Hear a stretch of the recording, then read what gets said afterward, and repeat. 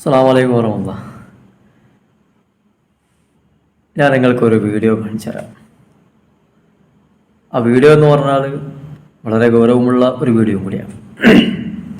പലപ്പോഴും ആലോചിക്കുന്നൊരു കാര്യം അത് മുന്നോടിയായി പറയണം. ഈ പറഞ്ഞ കാര്യങ്ങൾ ഏതെങ്കിലും ഒരു മുസൽമാനാണ് പറഞ്ഞെങ്കിൽ, ഇസ്ലാം മതത്തിൽ വിശ്വസിക്കുന്ന ഒരു മുസ്ലിമായ ഒരു വിശ്വാസിയായ ഒരാൾ പറഞ്ഞതാണെങ്കിൽ ഇവിടെ കേസുണ്ടാവും, പല പുകയിലുണ്ടാവും. മാത്രമല്ല ഒരു വർഗീയ ലഹളക്ക് ആഹ്വാനം ചെയ്തു എന്നുള്ള നിലവിളി ഉണ്ടാകും. എന്നാൽ ഇതുപോലെ ഒരു ഉദാഹരണം ഇതിനു മുമ്പ് PC ജോർജ് എന്ന് പറയുന്ന ഒരു നായിക്കാട്ടം പലതും പറഞ്ഞ് വിഷയമായതാണ്.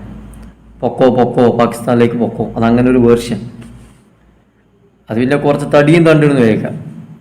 ഇതൊരു കാറ്റടിച്ചാൽ പാറുന്ന ഒരു സാധനം. പറയുമ്പോൾ തന്നെ പുറം കളിച്ചിട്ടാണ് പറയുന്നത്. നേരെ ചൊവ്വ നിൽക്കാൻ പോലും ആഫിയത്തില്ല, തോക്കത്തില്ലാത്ത ഒരു മനുഷ്യൻ, അങ്ങനെയുള്ള ഒരാളാണ് പറയുന്നത്. അതൊന്ന് കേട്ടു നോക്കി നിങ്ങൾ. ഒരു കാര്യം കളങ്കരഹിതമായിട്ട് ഞാൻ പറയുകയാണ്, തെരുവിൽ കലാപം നടത്താതെ ഹിന്ദുവിന് നീതി കിട്ടുകയില്ല. തെരുവിൽ കലാപം നടത്താൻ തയ്യാറുണ്ടോ എങ്കിൽ നിങ്ങൾക്ക് നീതി കിട്ടും, അല്ലെങ്കിൽ ജീവിതകാലം മുഴുവൻ കോടതി കയറി ഇറങ്ങി നടക്കും. കോടതിയിൽ നിന്ന് ആശ്വാസം കിട്ടില്ല എന്ന് ഞാൻ പറയുന്നത് എനിക്കൊരു വിശ്വാസമുണ്ട്, അതുകൊണ്ടാണ്. പക്ഷേ ആത്യന്തികമായിട്ട് ഒരു സമാജം കോടതികളെ ദയയും കാത്ത് വരാൻ കണ്ണീരോടെ നിൽക്കേണ്ടവരല്ല. അതിലും ഭേദം കൊണ്ട് തലവെട്ടി തമ്പിയപ്പോൾ ചത്തു പോകുന്നതാണ്, പരസ്പരം വെട്ടിച്ചാവുന്നതാണ്. അന്തസ്സില്ലാത്ത ജീവിതത്തെക്കാളെ കഴിവുള്ളതാണ്. ഒരു ബക്കറ്റ് വെള്ളമെടുക്കാനുള്ള ആരോഗ്യം ഓനില്ല. അത് മാത്രമല്ല, ഇജാതി നടത്തിയിട്ട് ഇതെങ്ങാനും വല്ല അദ്രൈമാനോ അബ്ദുൾ റസാഖോ, ഈ TG മോഹൻദാസ് ഒന്ന് പേരുള്ള കൊടുത്തേ, വല്ല അദ്രൈമാനോ അബ്ദുൾ റസാഖോ മേമാരിയോ മേമതൊക്കെ ആണെങ്കിൽ ഇപ്പൊ ജയിലിലാണ്. രാജ്യത്തൊരു നിയമവ്യവസ്ഥ ആലോചിച്ച് നോക്കുക. ഞാൻ വല്ലാത്തൊരു ടീമിന്റെ കയ്യിലാണ് ഈ ഭരണം കിട്ടിയത്. പരസ്പരം വെട്ടി നുറുക്കാൻ വേണ്ടിയിട്ടുള്ള പ്രകോപനപരമായ ആഹ്വാനങ്ങളാണ്. അതാണ് ഞാൻ സൂചിപ്പിച്ചത്. ഈ TG മോഹൻദാസ് എന്ന് പറയുന്ന സ്ഥാനത്ത് മറ്റൊരു മുസ്ലിം നാമമാണെങ്കിൽ ഇവിടെ എന്തെല്ലാം പുകലുകൾ ഉണ്ടായിട്ടുണ്ടാകും നമ്മൾ ആലോചിച്ച് നോക്കി. അത്രയും എന്താ പറയുക, ഏറ്റവും ആപലകരമായ അല്ലെങ്കിൽ വളരെ റോങ് മെസ്സേജ് എന്ന് വേണമെങ്കിൽ പറയാം. ഇതാരോട് പറയുന്നേ? ഹിന്ദു. ഇതിനു മുമ്പ് ശശികല എന്ന് പറയുന്ന ആള് പറഞ്ഞിട്ടുണ്ട്, ഹിന്ദു ഉണർന്നാൽ, സത്യമാണ്, ഹിന്ദു ആണട്ടോ, ഹിന്ദു ഉണർന്നാൽ ഇവിടെ എന്തായിരിക്കും ഉണ്ടാകുമെന്ന് പറഞ്ഞിട്ടുണ്ടല്ലോ. ഹിന്ദു ഉണർന്നു. ഇയാളെ പോലെയുള്ള അല്ലെങ്കിൽ ശശികലയെ പോലുള്ള അല്ലെങ്കിൽ ഇതുപോലെയുള്ള സാധനങ്ങൾ വന്ന് ഇവിടെ എന്തെങ്കിലും ചവച്ച് തുപ്പിക്കഴിഞ്ഞാൽ ഈ നാട് കുട്ടിച്ചോറാകും. അല്ലെങ്കിൽ ഇവിടെ ഹിന്ദുക്കൾ ഇവർ ഈ തലയിലൊന്നുമില്ലാത്ത ഓളമില്ലാത്ത ഇമാതിരി സാധനങ്ങൾ വന്ന് പറഞ്ഞു കഴിഞ്ഞാൽ എന്താ പറയാ? ഇവിടെ ഹിന്ദു എന്ന് പറഞ്ഞാൽ ആരാണ്? നിങ്ങൾ പറഞ്ഞോ ഈ TG മോഹൻദാസിനെ പോലെയുള്ള ഈ വർഗീയ വിഷം മാത്രം തുപ്പുന്ന ഇമാതിരി ഈ സാധനത്തിനോടൊക്കെ പറയാനുള്ളത്, എടാ നീ പറഞ്ഞോ, സംഘികൾ എന്ന് വേണം പറഞ്ഞോ, അതിൽ ഹിന്ദുവിനെ പെടുത്താൻ പാടില്ല.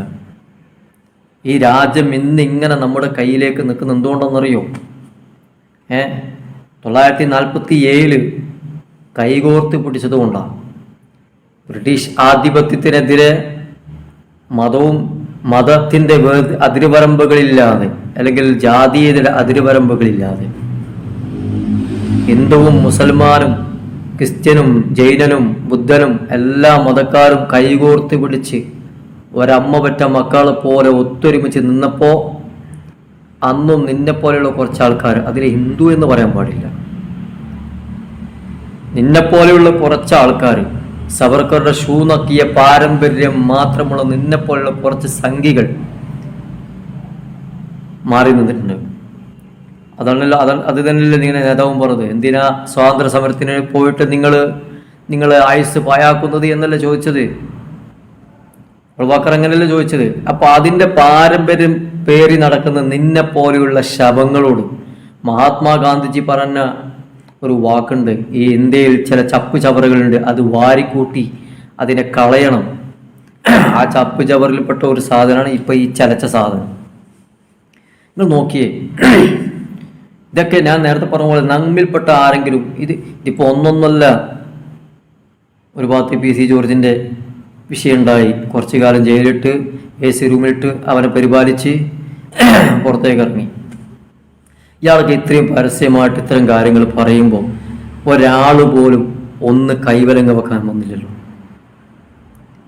ഒരു നാട് ഇത്രയും സുന്ദരമായി എല്ലാ മതത്തിൻ്റെയും എല്ലാ ആചാരങ്ങളിലും എല്ലാ മതങ്ങളിലും എല്ലാ അനുഷ്ഠാനങ്ങളിലും ഒരുപോലെ വിശ്വസിച്ച് പോകുന്ന, വ്യത്യസ്തമായ മതങ്ങളിൽ വ്യത്യസ്തമായ രീതിയിൽ അനുഷ്ഠാന ആചാരങ്ങളെ വിശ്വസിച്ച് പോകുന്ന, എല്ലാവരും ഒത്തൊരുമയിൽ പോകുന്ന ഒരു നാടിൻ്റെ മധ്യത്തിൽ നിന്നിട്ട്, ഒരു നാട്ടിൽ നിന്നിട്ട് ഇയാൾ പ്രസംഗിക്കുകയാണ് ഹിന്ദു നീതി ലഭിക്കണമെങ്കിൽ, ഹിന്ദുവിന് നീതി ലഭിക്കാൻ നീ പറയുന്ന ഈ ചാണ്ടി ഈ പിച്ച പരിപാടി ഉണ്ടല്ലോ, അതിൻ്റെ ഒന്നും ആവശ്യമില്ല.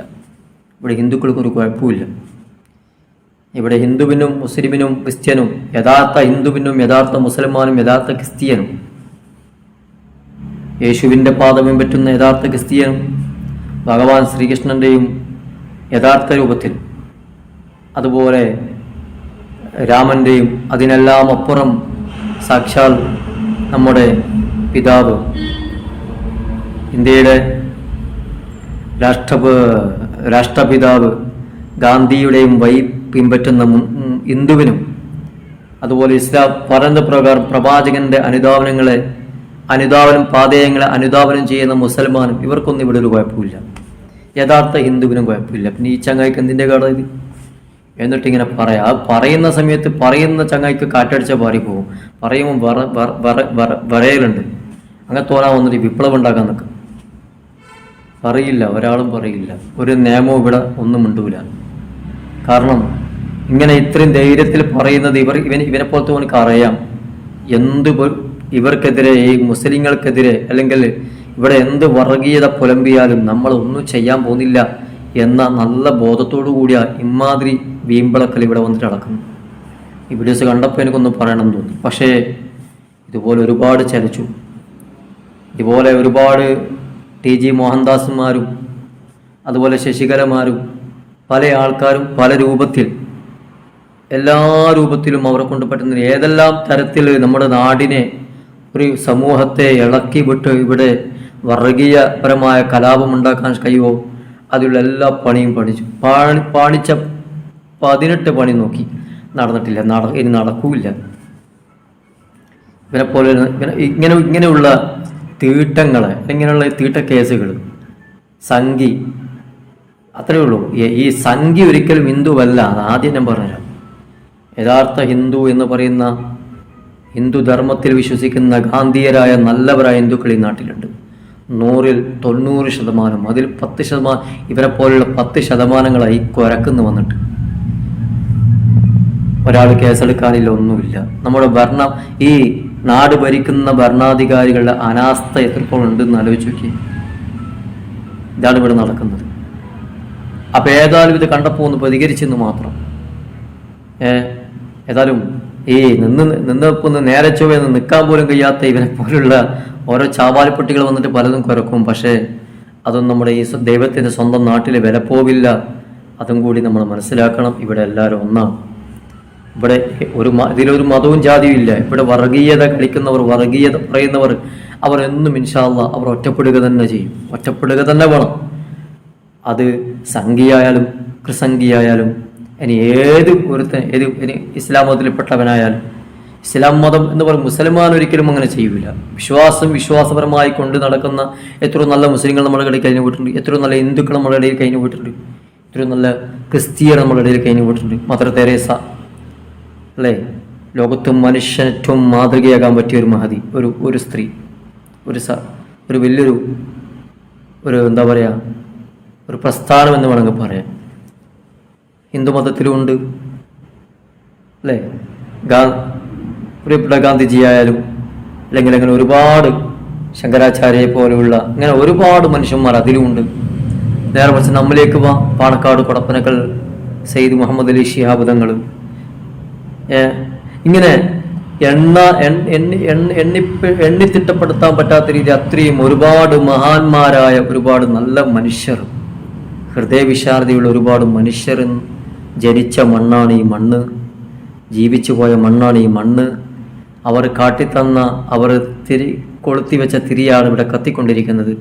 ഇതിൻ്റെ ഇടയിൽ ഇമാതിരി സാധനങ്ങൾ, ഇമാതിരി തീട്ടക്കേസ് വന്നിട്ട് എന്തെങ്കിലും ഒന്ന് നുണച്ചു കഴിഞ്ഞാൽ പൊരിഞ്ഞു പോകുന്നതല്ല ഇവിടുത്തെ സൗഹാർദ്ദങ്ങൾ, ഇവിടുത്തെ ബന്ധങ്ങൾ, മതസൗഹാർദ്ദങ്ങൾ, സ്നേഹങ്ങൾ എന്ന് ഈ പറയുന്ന ഇവരെ പോലെയുള്ളവന്മാർ ഒനിയെങ്കൊന്നും മനസ്സിലാക്കിയാൽ വളരെ നല്ലതായിരിക്കും. ഏതായാലും നമ്മുടെ നാട്, നമ്മുടെ ഒരുമ അത് സർവേശ്വരൻ നിലനിർത്തി തരട്ടെ, അള്ളാഹു നിലനിർത്തി തരട്ടെ എന്ന് മാത്രം പ്രാർത്ഥിക്കുകയാണ്. അടുത്ത വീഡിയോസായി വീണ്ടും കാണാം. അസ്സലാമു അലൈക്കും.